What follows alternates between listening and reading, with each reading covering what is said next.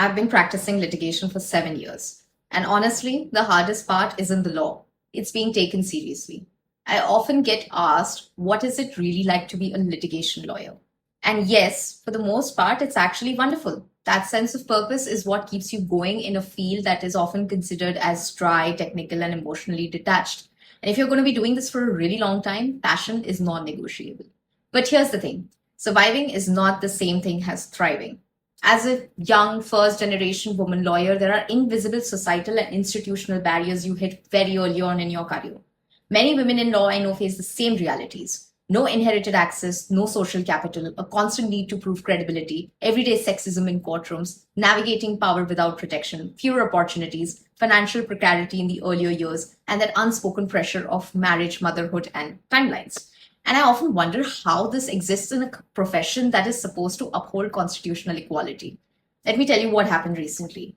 I was in a court asking for a decree to be prepared for execution in a recovery case. And the judicial clerk casually asked me, what if the defendants don't pay? And I replied, half joking, that's exactly why the court has powers to make them pay. The next thing I know, he's quizzing me on sections, telling me to read the procedure properly, not because I was wrong, but because he assumed I didn't know. He also assumed I was a junior and that a male senior would walk in eventually. Well, I was a senior. And it doesn't stop outside court either. Once my partner and I were in a virtual meeting with investors over a stalled government grant.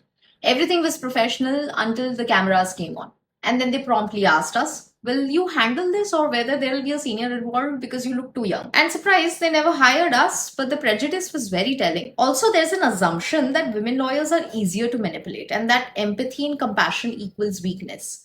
On several occasions, actually, the opposite party has contacted me and tried emotional coercion through religion, family, sympathy, whatever they can work with. And I've had to shut it down immediately because law does not negotiate on these grounds.